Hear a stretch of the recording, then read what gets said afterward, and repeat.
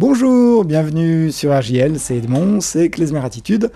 Une demi-heure de musique et une demi-heure d'entretien avec aujourd'hui un invité, Richard Schmuckler. Bonjour Richard. Bonjour. Donc Richard, vous êtes le fondateur et le leader de la formation Sirba Octet, qui vient de sortir son 5e CD déjà. Alors juste en quelques mots, c'est quoi Sirba Octet ? Sirba Octet, en fait, on est constitué de 6 musiciens de l'Orchestre de Paris et de 2 autres musiciens qui ne font pas partie de l'Orchestre de Paris, qui sont le piano et le cymbalum.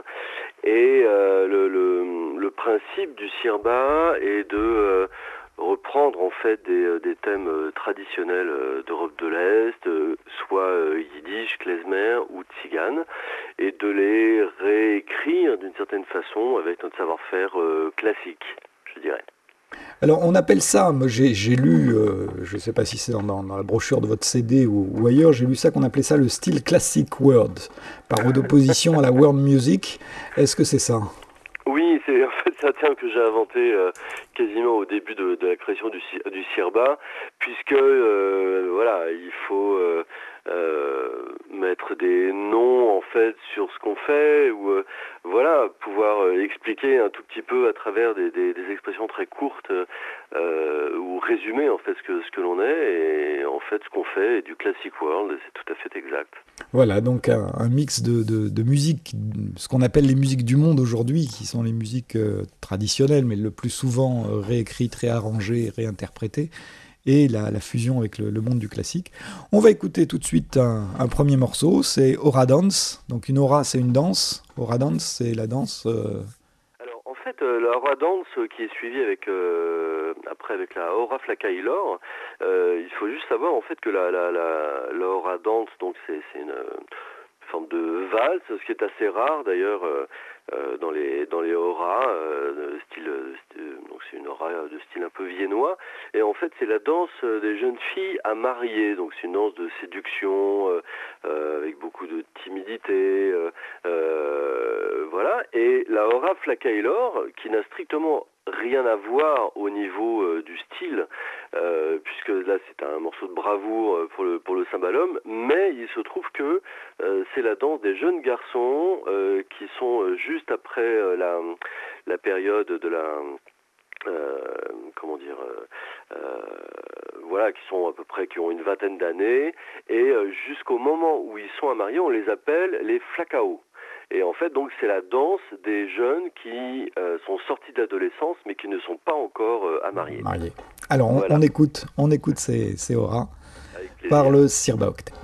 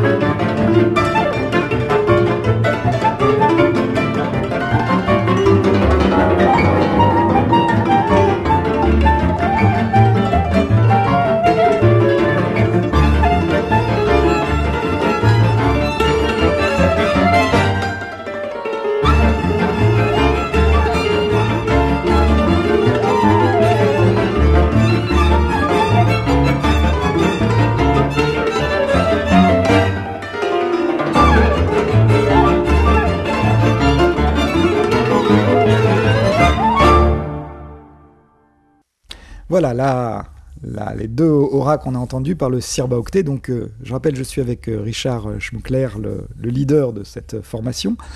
Alors, vous faites, on l'a dit tout à l'heure, du classic world, de la musique klezmer, tzigane, d'une façon classique. Alors, a priori, la musique, notamment la musique klezmer, ça se veut plutôt populaire. C'est une musique qui n'est pas écrite, qui est plutôt improvisée. Et vous, vous en faites une version extrêmement travaillée. On l'a entendu, c'est des choses qui tombent au millimètre. Est-ce que c'est pas un petit peu contradictoire ? Bah, non, il n'y a rien de contradictoire de toute façon dans la musique. Le Sirba Octet se veut justement un ensemble extrêmement libre, justement, et dépassant un peu toutes les frontières qu'on peut prendre, c'est-à-dire c'est un mélange de musiciens classiques jouant de la musique traditionnelle, c'est de la musique traditionnelle de tradition orale qui se trouve écrite et arrangée spécialement pour le Sirba Octet. Voilà, ce sont des musiciens classiques qui jouent de la musique traditionnelle. Enfin, il y a plein de frontières comme ça qui éclatent. Donc non, c'est pas du tout contradictoire. Alors, qu'est-ce qui vous a amené à fonder? Alors, on en est déjà au cinquième CD, donc il y a déjà toute une histoire derrière. Mais qu'est-ce qui vous a amené à fonder ce Sirba Octet, cette démarche d'aller chercher de la musique populaire Bah, en fait, c'est une histoire qui a toujours fait partie de ma vie, puisque moi je suis le seul juif de l'ensemble. Et, et en fait, c'est de la musique que je jouais dans les réunions de famille, avec mon père qui était musicien amateur, qui jouait de la guitare, du piano. Il a été champion de France d'harmonica. Et donc le premier disque qu'on a fait à Yiddish et Mamé était un hommage en fait à mes deux parents, donc qui étaient décédés peu de temps, quelques années auparavant. Et donc c'était toute la musique que j'écoutais soit avec ma mère à la maison, soit que je jouais dans les réunions de famille avec mon père, ou que je jouais pour ma mère, voilà, quand elle demandait mon chéri, joue-moi Yiddish et Mam. Et donc voilà, et je me suis réveillé un matin avec une espèce de nécessité absolue en tant que musicien classique. Évidemment, je n'avais jamais l'occasion de jouer toute cette musique-là. Et je me suis réveillé avec une nécessité assez vitale, je dirais, de rejouer cette musique, mais franchement, je ne sais pas pourquoi, voilà, de la réarranger, d'en faire quelque chose de différent. Et donc à l'époque, alors il faut savoir qu'on est donc 6 de l'Orchestre de Paris, et donc à l'époque on était au Théâtre Mogador. Et donc j'ai présenté ce projet de programme dans la saison de musique de chambre de l'Orchestre de Paris au Théâtre Mogador. Et donc le programme a été accepté, on a eu un budget pour faire des arrangements. Donc voilà, j'ai réuni des amis qui étaient très proches. Voilà, à ce moment-là, j'ai entendu ce clarinettiste incroyable, Philippe Béraud, qui faisait un petit peu de klezmer comme ça en coulisses. Et je lui dis, Philou, ça te dirait de faire, voilà, je vais monter un programme de musique yiddish et tzigane, est-ce que ça te dirait? Bah oui, bien sûr. Donc j'ai réuni autour de moi, voilà, des amis, soit des amis proches humainement, soit des amis de cœur musical, que je sentais vraiment très proche en fait de ce projet. Mais donc le projet est né comme ça. Et puis après, l'histoire s'est déroulée. Alors j'ai pas dit que vous venez de sortir, j'ai dit qu'il y a un cinquième CD, mais il vient de sortir, il s'appelle Tanz, donc danse. Hein, donc effectivement, donc on en a entendu des premières. On va écouter aussi maintenant un deuxième morceau, également une aura des Mana P Bataille. Oui, absolument. Alors la aura des Mana P Bataille est un titre extrêmement difficile. Alors pour la aura de Mana P Bataille, en fait littéralement c'est la danse des mains frappées. Donc c'est une danse en fait qui est extrêmement virtuose, et le début en fait on entend le cymbalum extrêmement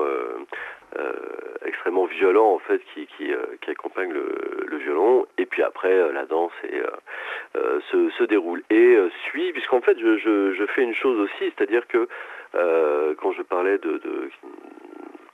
on essayait de ne plus avoir de frontières, c'est aussi de faire des petits medleys, c'est-à-dire des suites de morceaux en fait qui s'enchaînent, et de mélanger justement de la musique soit de la musique russe ou traditionnelle roumaine ou rome, etc., mais aussi mélangé avec de la musique yiddish ou klezmer. Et donc après le Hora de Mana Pe Bataille, qui est vraiment un titre tzigane roumain, suit Dimash, qui est un morceau totalement klezmer, et qui est un titre qui parle c'est une chanson sur le whisky en fait, sur le sur l'alcool qui est fait à la maison en fait, et qui est extrêmement fort à 60-70 degrés, et ça parle d'un homme dont toute la vie a été dirigée et émaillée de ce fameux alcool. Voilà, donc on écoute Hora de Mana Pe Bataille, tout de suite par le Sirba Octet.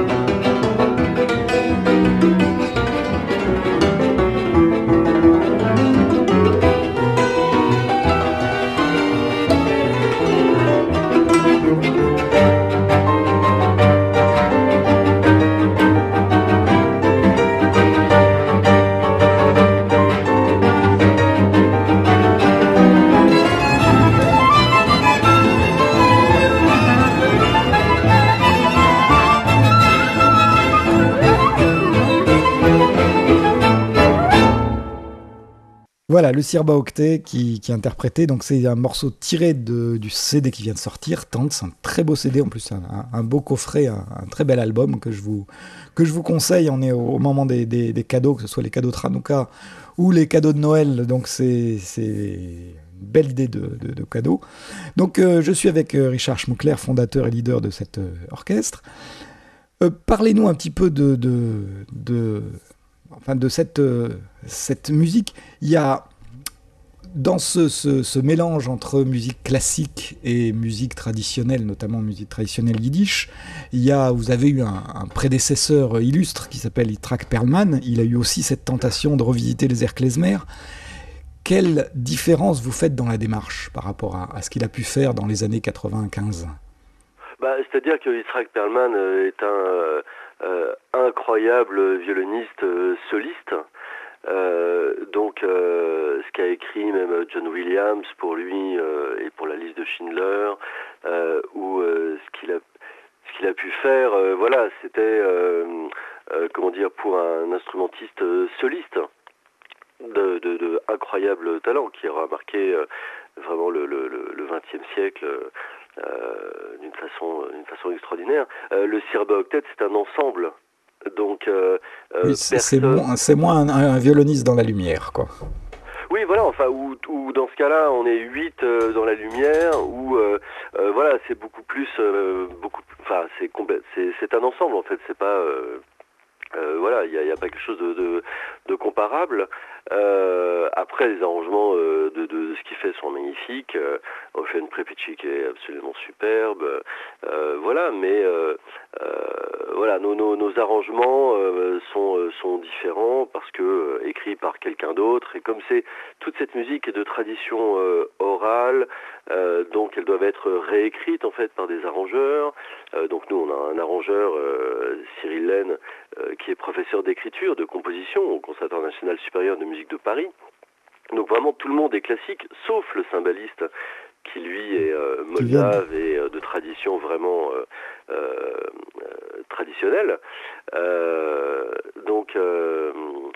Les arrangements sont extrêmement travaillés. Je travaille beaucoup avec Cyril sur chaque arrangement, justement pour respecter l'âme en fait de cette musique que je ressens au plus profond de moi-même, et en même temps d'utiliser en fait notre patrimoine de musiciens classiques, toute notre culture classique pour transformer un petit peu ces mélodies. Pas transformer les mélodies, mais transformer en fait les arrangements.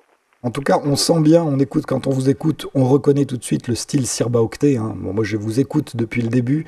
Effectivement, il y a un style Sirba Octet qui est inimitable et qui est dû à tout ce que vous venez de dire, aux arrangements, aux musiciens, à l'effet de groupe, etc. On va écouter un troisième morceau, c'est Doina clarinette. Donc, Doina a un chant un peu libre à la clarinette et là, on découvre le talent du clarinettiste. La Doina clarinette par le Sirba Octet. Avec plaisir.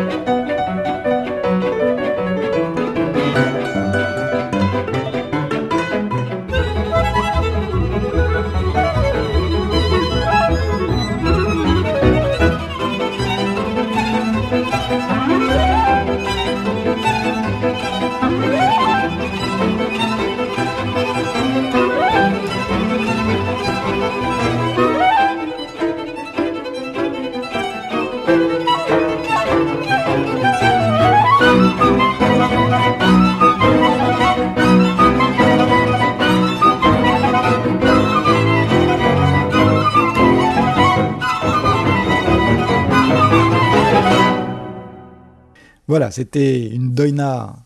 Le morceau s'appelle Doina Clarinette. L'album, c'est Tanz. Le groupe, c'est Sirba Octet. Et mon invité, c'est Richard Schmuckler. Donc, on arrive à la fin de l'émission. Malheureusement, on pourrait vous écouter parler des heures tellement c'est intéressant. Vous avez des choses à dire. Juste pour clôturer, donc ça fait déjà 5 albums. Je sais que vous avez en plus enregistré avec Catherine Lara pour réarranger sous forme un peu klezmer ses anciennes chansons. J'en ai parlé à ce micro il y a quelques années. La prochaine fois, ce sera quoi ?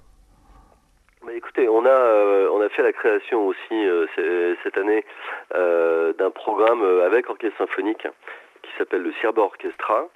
Voilà, donc j'espère avoir l'occasion de pouvoir le graver ou que ce soit sous forme de DVD, mais c'est un programme magnifique avec toujours le même principe de réécriture classique de musique traditionnelle, populaire, folklorique, toujours d'Europe de l'Est. Voilà, on a dans ce programme un invité balalaïka, Nicolas Kedrov, qui vient pendant un temps dans le programme, et notamment un des moments forts de ce programme, c'est Gayen Ishvart et Reyen, qui est la chanson du ghetto de Varsovie, et qui est une chanson absolument incroyable, et là qui est sous forme vraiment orchestrale.